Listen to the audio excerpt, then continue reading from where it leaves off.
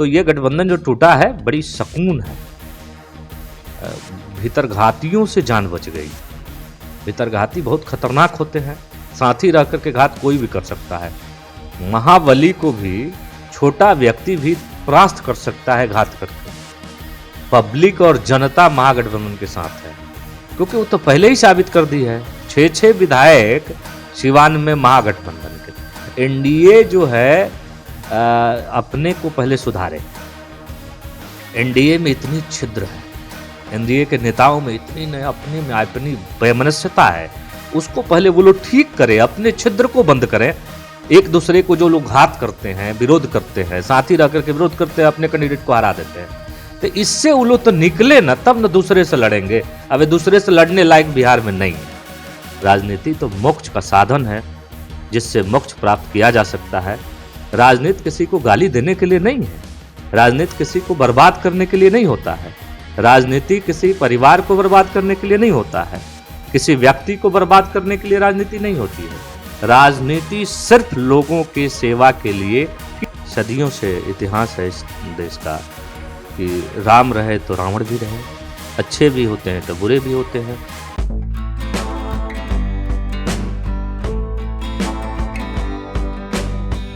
नमस्कार, मैं हूं अनूप नारायण सिंह और आप देख रहे हैं बिहारी खबर के डिजिटल प्लेटफॉर्म को। बिहार में महागठबंधन की सरकार बनी है। नीतीश कुमार लगातार 8वीं बार मुख्यमंत्री बने हैं। जदयू और राजद इस सरकार में सबसे अहम भूमिका में है। जिस जगह को लेकर सबसे ज्यादा चर्चा है और पिछले इंटरव्यू में भी हमने इन सवालों को उठाया था, वो जगह है सिवान, जहां से पहले राजद के कद्दावर नेता मोहम्मद शहाबुद्दीन सांसद हुआ करते थे। बाद में जदयू ने पहली बार महिला प्रत्याशी उतारकर सिवान पर कब्जा किया। पिछली बार जब राजद और जदयू साथ थे तो कविता सिंह दरौदा से संयुक्त रूप से दोनों पार्टियों की विधायक निर्वाचित हुई थी, अभी सांसद हैं। सिवान की राजनीति में इस गठबंधन के बाद कई सारे लोगों के राजनीतिक विकल्प समाप्त होते नजर आ रहे हैं। हमारे साथ अजय कुमार सिंह हैं, जो सिवान की सांसद कविता सिंह के पति हैं, और सिवान की राजनीति में अजय सिंह एक अहम कड़ी हैं, जो वर्तमान में सबसे मजबूत स्थिति में नजर आ रहे हैं। आज के इस इंटरव्यू में कई अनुत्तरित सवालों को पूछेंगे कि डेवलपमेंट को लेकर जिस तरह से बिहार में राजनीतिक गठबंधन बदल रहे हैं, इसका सिवान की राजनीति पर और सारण प्रमंडल की राजनीति पर क्या असर होगा। अजय जी, सबसे पहले आपका स्वागत है। आपको भी, आपके पूरे दर्शकों को भी मेरी तरफ से नमस्कार। लगातार आप स्पष्टवादी तरीके से पूछते हैं। अभी तक सिवान में जो इंटरव्यू हो रहे थे, इसने ये कहा, उसने वो कहा, लेकिन बिहारी खबर सीधे पूछता है कि सिवान में क्या होगा नए समीकरण के बाद। नए समीकरण में सिवान में ये महागठबंधन मजबूत होगा, क्योंकि महागठबंधन के पास सभी लीडर हैं। अभी देखिए तो महागठबंधन के वहाँ सांसद हैं, महागठबंधन के 6 विधायक हैं, और सभी पदों पर महागठबंधन का कब्जा है सिवान में। तो निश्चित रूप से महागठबंधन मजबूत है सिवान में। अभी एक इकलौती महिला सांसद हैं कविता सिंह जी, लगातार जिस तरह से सिवान में काम कर रही हैं, जिस तरह से विरोधी सक्रिय थे, एक बार में ही आपने सबको चित कर दिया। जिस तरह से राजद और जदयू मिला है, इसके बाद बहुत सारे ऐसे सवाल थे जो लगातार आप उठा रहे थे, दरौदा उपचुनाव के समय से उठा रहे थे कि गठबंधन में रहकर खंजर भोंकने वाली जो बात थी, कितना फील गुड महसूस हो रहा है। नहीं, ये गठबंधन जब टूटा है, एनडीए जो गठबंधन था हम लोगों का, वो एनडीए गठबंधन में सब लोग घुट रहे थे। एक दूसरे के घात प्रतिघात की बातें हो रही थी, घात प्रतिघात हो भी रहा था एक दूसरे के साथ। तो कहीं से भी ये जायज़ नहीं है। एक घर में घाती बैठा हो तो उस घर को मजबूत नहीं बनाया जा सकता, उस घर को अच्छा नहीं बनाया जा सकता। तो ये गठबंधन जो टूटा है बड़ी सकून है। भीतरघातियों से जान बच गई। भीतरघाती बहुत खतरनाक होते हैं, साथी रह करके घात कोई भी कर सकता है। महाबली को भी छोटा व्यक्ति भी परास्त कर सकता है घात करके। तो उस घात और प्रतिघात से हम लोग बच गए। अब दोनों तरफ की लड़ाई आमने सामने है। अब तो महागठबंधन के आगे एनडीए कहीं दिख ही नहीं रहा है। फिर आने दीजिए चुनाव, अब देखिएगा पब्लिक और जनता महागठबंधन के साथ है, क्योंकि वो तो पहले ही साबित कर दी है। 6 विधायक सिवान में महागठबंधन के थे, जीत गए थे। तो पब्लिक दे ही दी सर्टिफिकेट जो हम महागठबंधन के साथ है। बाकी एक सांसद हम लोग थे तो वो भी महागठबंधन में चले गए। फिर हमारे यहाँ डिस्ट्रिक्ट बोर्ड के चेयरमैन है वो भी महागठबंधन के हैं। हमारे यहाँ एमएलसी हैं वो भी महागठबंधन के हैं। हमारे यहाँ ग्रेजुएशन कंस्टिट्यूएंसी के जो एमएलसी है वो भी महागठबंधन के हैं। अब तो कोई पद ही नहीं दिख रहा है एनडीए के पास। एनडीए जो है अपने को पहले सुधारे। एनडीए में इतनी छिद्र है, एनडीए के नेताओं में इतनी अपने में अपनी वैमनस्यता है, उसको पहले वो लोग ठीक करे, अपने छिद्र को बंद करें। एक दूसरे को जो लोग घात करते हैं, विरोध करते हैं, साथी रह करके विरोध करते हैं, अपने कैंडिडेट को हरा देते हैं, तो इससे वो लोग तो निकले ना, तब ना दूसरे से लड़ेंगे। अब दूसरे से लड़ने लायक बिहार में नहीं है। एनडीए महागठबंधन से लड़ने लायक भी नहीं है। और ठीक ही आदरणीय नीतीश कुमार जी ने कहा है कि एनडीए का हालत वो होगा देश में कि कभी कल्पना भी लोग नहीं किए होंगे। वो दिख रहा है, सो कह रहे हैं। और बिहार के मुख्यमंत्री नीतीश कुमार जी तो हवा में बोलते नहीं हैं, जो बोलते हैं सो होता है और जो बोलते हैं सो करते भी हैं। इसलिए वो सही बात है कि एनडीए में बहुत सारा होल हो गया है। उस होल को जब तक एनडीए बंद नहीं करेगा तब तक लड़ने लायक भी महागठबंधन से नहीं रहेगा। राजनीति में शुचिता होनी चाहिए। आपके खिलाफ भी बहुत सारे लोग बोलते हैं, लेकिन कभी भी आपने प्रधानमंत्री के खिलाफ या किसी भी पार्टी के नेता के खिलाफ कभी भी कोई ऐसा शब्द नहीं बोला है। अक्सर आप कहते भी हैं अनेक साक्षात्कारों में कि राजनीति में संभावनाएं कब कौन किसके साथ जाएगा नहीं जाएगा, हार जीत ये सब चलते रहता है। आपको नहीं लगता है जो लोग लगातार नीतीश कुमार को लेकर आपके सिवान में जहर के बोल बोल रहे थे, अब उनके जो बोल हैं अब वो गुणगान कर रहे हैं? आपको नहीं लगता है कि जो लोग हैं अपने फायदे के लिए किसी भी नेता को टारगेट करते हैं, उनको सोचना चाहिए कि राजनीति में कब किसको कहां जाना होगा? राजनीति जो होता है बड़ी पवित्र होता है। राजनीति सबके बस की बात नहीं है। ये राजनीति उद्धार करने के लिए, सेवा करने के भाव से लोग आते हैं राजनीति में। राजनीति में किसी की प्रतिष्ठा लेने और देने नहीं आया जाता है। राजनीति तो मोक्ष का साधन है, जिससे मोक्ष प्राप्त किया जा सकता है।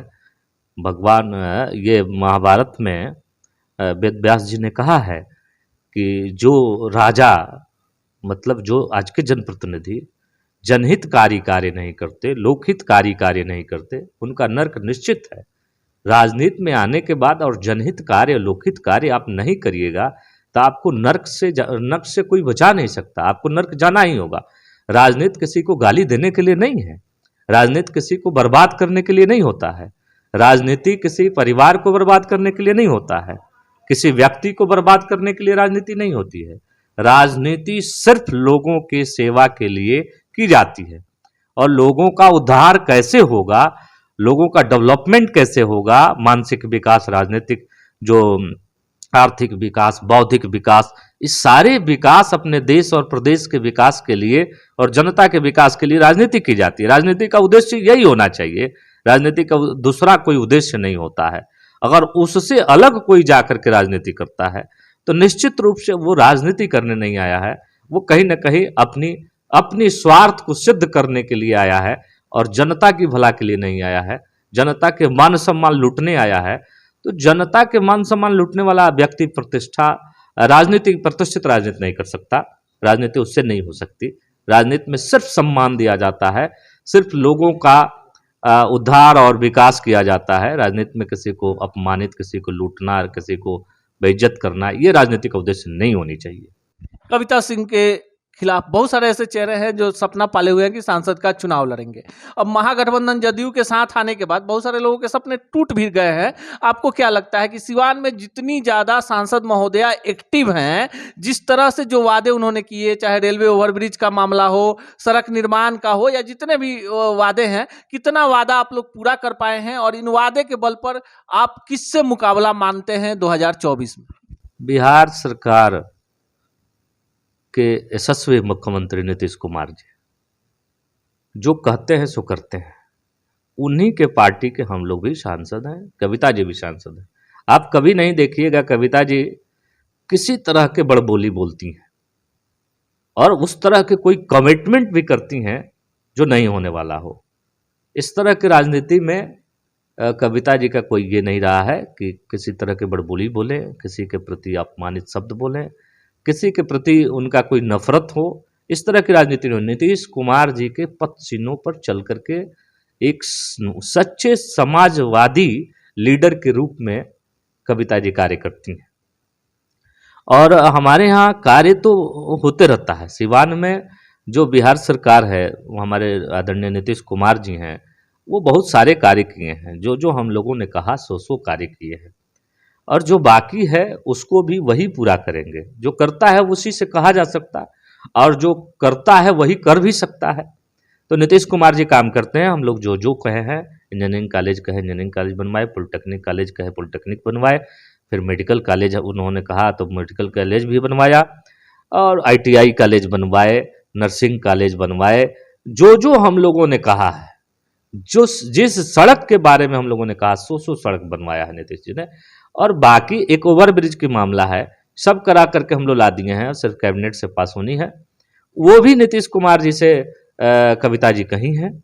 वो बोले हैं कि पहले ही बताना चाहिए इसको, हम तो अपने ले लिए होते, वो भी हो जाएगा। अब आदरणीय मुख्यमंत्री जी ने उसका आश्वासन दिया है कि वो ओवर ब्रिज भी बन के तैयार हो जाएगा। उसके बाद अभी सिवान में कोई उस तरह के कार्य हमको नहीं दिख रहा है कि बचा है, और जो बचा होगा अभी जनता कहेगी, उसके लिए फिर से हम लोग प्रयास करेंगे, काम करवाएंगे। मानव के जीवन में तो अनंत आवश्यकताएं होती है, और उस आवश्यकताएं को पूरा कराना हम लोगों का काम है। हम लोग जब तक रहेंगे, जब तक जिंदा रहेंगे, सिवान के लोगों के मान सम्मान, सिवान के लोगों का विकास करते रहेंगे। जब तक सांस चलेगी तब तक हम लोग करेंगे, ये हम लोग का लक्ष्य है। अजय सिंह के घर पर हमला हो जाता है। खाड़ी देशों से आपके और आपके जो खासम खास लोग हैं, उनके मोबाइल पर हमेशा जान से मारने की धमकी मिलती है। वो कौन लोग हैं जो नहीं चाहते कि अजय सिंह बिहार की राजनीति में, कविता सिंह सिवान की राजनीति में सक्रिय रहे? वो कौन लोग हैं जो लगातार आपको टारगेट पर लिए रहते हैं? देखिए, यह देश है, सदियों से इतिहास है इस देश का कि राम रहे तो रावण भी रहे, अच्छे भी होते हैं तो बुरे भी होते हैं, अच्छे लोग होते हैं। कविता जी सिवान की एक ऐसी सांसद है को हमको नहीं लग रहा है कि आज तक ऐसा कोई सांसद मिला होगा, और उस तरह से उस भाव से कार्य करती हैं। ये बात बहुत सारे लोगों को अच्छा नहीं लगता होगा, क्योंकि यहाँ तो उन्माद की राजनीति होती थी, यहाँ तो मारकाट की राजनीति होती थी, यहाँ तो परेशान करने वाली राजनीति होती थी। जो वोट नहीं देगा उसको परेशान किया जाएगा, जो वोट नहीं देगा उसको तरह तरह की यातनाएं की जाती। और कविता जी जब से विधायक रही, सांसद रही, वो पक्ष और विपक्ष को लोगों को लेकर के चली, और सबका सम्मान की, सबके लिए काम की। वो कभी किसी जाति बिरादरी को अलग करके कार्य नहीं की, किसी समाज और समुदाय को अलग करके कार्य नहीं की, सबका सम्मान की, सबके लिए काम की। और बिहार के यशस्वी मुख्यमंत्री नीतीश कुमार जी को जो भावना है उसके अनुसार कार्य की। सबके लिए काम करना ये सबको अच्छा नहीं लग रहा है, क्योंकि वहां तो वांट की राजनीति होती थी, कभी माले राजद की राजनीति होती थी, कभी बैकवर्ड फॉरवर्ड की राजनीति होती थी, कभी हिंदू मुसलमान की राजनीति होती थी। लेकिन कविता जी उसमें एक अलग लीडर हैं, जो उनके अंदर सभी जाति बिरादरी के लिए उनके हृदय में स्थान है, और सब जाति बिरादरी के लिए, लोगों के लिए काम करती हैं। तो ये बात बहुत सारे लोगों को अच्छा नहीं लगता होगा। जिनको अच्छा नहीं लगता है वो चाहता है कि उनको हटा दें। तो हराना तो अब संभव हुआ नहीं, तब लोग कहता है कि जान से मरवा दे। अब उस तरह के लोग जो गलत सोच के लोग हैं चाह रहे हैं कि अब रास्ता से हटा ही दे, मरवा करके हटवा दे, या उस तरह के कुछ कर दें कि जो लो हट जाए राजनीति। इस तरह की शांति कभी सिवान में रहा नहीं। अभी राम राज सिवान में है, सभी जाति बिरादरी के लोग आराम से रह रहे हैं। कहीं कोई किसी से न लड़ाई है, न सामुदायिक लड़ाई है, न बैकवर्ड फॉरवर्ड की लड़ाई है, न हिंदू मुसलमान की लड़ाई है। राम राज सिवान में है, सभी लोग मिलजुल करके रह रहे हैं आज के समय में। अभी ये बात अच्छी नहीं लग रही है। चलिए, आखिरी सवाल सिवान को लेकर ही आपसे पूछ लेते हैं कि आमतौर पर दूसरे लोकसभा या दूसरे जिले के राजनेता जो हैं, उनसे विकास की बात होती है। हम भी जब आपसे मिलते हैं तो पूछते हैं कि भाई सिवान शहर में जाम की समस्या कब समाप्त होगी। आपने जो नालों का जीर्णोद्धार की बात की या ओवर ब्रिज की बात की, लेकिन सिवान में एक ट्रेंड चल गया है जब से सोशल मीडिया बढ़ा है कि अजय सिंह से पूछिए कि उन्होंने इनको कुछ अपशब्द कहे, इस पर क्या कहना है, और उनसे जाकर बोलिए कि अजय जी ने आपके बारे में कहा। आपको नहीं लगता है कि राजनीति में सूचता है, पत्रकारिता में भी सूचता होनी चाहिए? अगर आप किसी राजनेता से मिलते हैं तो उससे ऐसे तल्ख सवाल पूछिए कि आपने जो जनता से वादे किए थे, सड़क, बिजली, पानी, स्वास्थ्य, शिक्षा का, आपने क्यों नहीं किया? आप सांसद हैं तो आपको जवाब देना होगा। आपको नहीं लगता है कि कहीं ना कहीं राजनीति के साथ पत्रकारिता भी पॉजिटिव चीजों से भटक गई है? ये निश्चित रूप से ये होनी चाहिए। जितनी महत्व लोकतंत्र में पॉलिटिशियन की है, राजनीतिक व्यक्तियों की है, राजनीतिक पार्टियां की है, उतना ही महत्व लोक महत्व के उतना ही जो है ये मीडिया भी है। लोकतंत्र के चौथे स्तंभ मीडिया को माना जाता है, क्योंकि आजकल तो हम कहें तो मीडिया ही है ऐसा कि ये लोकतंत्र के चारों स्तंभ के मुख्य स्तंभ है। और वो इस तरह के अगर मीडिया का कार्यशैली हो जाएगा तो फिर इस समाज को भ्रष्ट होने से कोई रोक नहीं सकता है। उस चीज़ को मीडिया भी नज़रअंदाज करें जहाँ से गंदगी निकलती हो। जिस अगर किसी के मुख से कुछ गलत ही निकलता है तो उसको भी नहीं चलाना चाहिए। समाज में अगर उससे कटुता पैदा होती है तो उस चीज़ को नहीं परोसना चाहिए। समाज में जहाँ से शांति उत्पन्न हो, जहाँ से शुचिता पैदा हो, उस तरह के कार्य को दिखाना चाहिए, उस तरह की बातों को भी दिखाना चाहिए। हम तो सभी नेताओं से कहेंगे कि उस तरह की बात न बोलें जो मीडिया के मसाला बने और लोगों को समाज में एक गंदगी फैलाए। और मीडिया के भी सभी साथियों से कहेंगे कि आप उस तरह के सवाल न करें जिससे समाज में उस जवाब से गंदगी फैले। अभी जो ट्रैक चली है गाली गलौज देने वोने की जो चल रही थी, उसमें हम लोग वैचारिक बातें करते थे, सैद्धांतिक बातें करते थे। जब से गाली गलौज चलने लगा तब से हम लोग बंद कर दिए बात करना। अब किसी को भी बाइट नहीं देते हैं, किसी कोई भी आए हमारे यहाँ हम मना कर देते हैं, भाई अब इस तरह की बातें हम लोगों से मत पूछिए और न कुछ कहिए न कुछ चलाइए, क्योंकि इससे समाज में गंदगी फैल रही है। इसके लिए लोगों ने हम लोगों को चुना है नहीं, इसके लिए लोगों ने हम लोगों को बच्चे से पाल करके इतना बड़ा नहीं किया राजनीतिक में। सब लोग शांति के लिए, सम्मान के लिए बच्चे से पाल करके इतना बड़ा पॉलिटिशियन बनाया और उसको मिटते हुए हम लोग बर्दाश्त नहीं कर सकते हैं और उसको देख नहीं सकते हैं। इसलिए मीडिया के सभी भाइयों से कहेंगे, खास करके सिवान के मीडिया के लोगों से कहेंगे कि उस तरह की कोई सवाल न करे किसी से। और सवाल का भाई जब करिएगा तो कोई ना कोई कुछ जवाब दे ही देगा, सबकी सोच उतनी है नहीं, तो उससे समाज में एक कटुता फैल रही है, आपसी दुश्मनी हो रही है, वैमनस्यता भी फैल रहा है। आने वाला पीढ़ी उसको देख करके नफरत कर रहा है। वो कहीं सीख लिया तो और एक पीढ़ी और बर्बाद हो जाएगा हम लोगों का। इसलिए जो बर्बाद हो गया था वो हो गया। अब जो आने वाला पीढ़ी है उसके लिए अच्छा संदेश दीजिए, अच्छे नेताओं से कहवाइए, अच्छी बात कहिए और एक संस्कार जो है वो तो दिखना ही चाहिए, झलकना चाहिए। किसी के गाली दे देने से कोई बहुत बड़ा आदमी नहीं हो सकता है और जिसको गाली दीजिएगा वो छोटा नहीं हो सकता है। इसलिए इस तरह की बातों को कोई समाज में तरजीह भी नहीं होनी चाहिए। और व्यूअर्स बढ़ाने के लिए लोग इस तरह के भी चला लेते हैं, लेकिन ये नहीं होनी चाहिए। फिर पैसा ही सब कुछ नहीं है, ये पंचतत्व की शरीर है, एक दिन पंचतत्व में मिल जाएगी और आपकी की हुई करनी यहीं रह जाएगी, उसी को लोग याद करेंगे। इसलिए सभी जगहों मीडिया हो, पॉलिटिशियन हो, सभी लोगों में आपसी एक सूचिता की बात होनी ही चाहिए, जो सबको अच्छा लगे वही होना चाहिए। यह है अजय कुमार सिंह और इनका साफ मानना है कि 2024 में जो लोकसभा का चुनाव होगा वहां फिर सिवान की महान जनता इतिहास रचने का काम करेगी। नीतीश कुमार जी को जिस तरह से संयुक्त रूप से विपक्ष ने प्रधानमंत्री मटेरियल के रूप में आगे बढ़ाना शुरू किया है, बिहार में जिस तरह से विकास के काम हुए हैं, सिवान में भी कहीं ना कहीं लोगों ने जो अपेक्षाएं कविता सिंह से रखी हैं उसको उन्होंने पूरा किया है। अजय सिंह ने साफ यह भी कहा कि सूचिता राजनीति के साथ ही साथ मीडिया में भी जरूरी है। जो लोग तुरंत रातों रात टीआरपी हासिल करना चाहते हैं उन्हें समझना चाहिए कि किसी के बातों को खंडित कर कर, किसी को एडिटेट कर कर आप अपना टीआरपी तो बढ़ा सकते हैं, लेकिन समाज में कहीं ना कहीं एक ऐसा खाई, ऐसा कटुता पैदा होगा जिसका दुष्परिणाम आने वाले समय में देखने को मिलेगा। सिवान में विकास की नई गाथा रच रही कविता सिंह से भी अगले वीडियो में हम आपको मिलवाएंगे। मिलते हैं इसी चैनल पर ऐसे ही तल्ख सवालों के साथ किसी अन्य राजनेता से। तब तक के लिए दीजिए विदा, नमस्कार। अगर हमारा वीडियो पसंद आए तो आप इसे लाइक, सब्सक्राइब करना ना भूलें।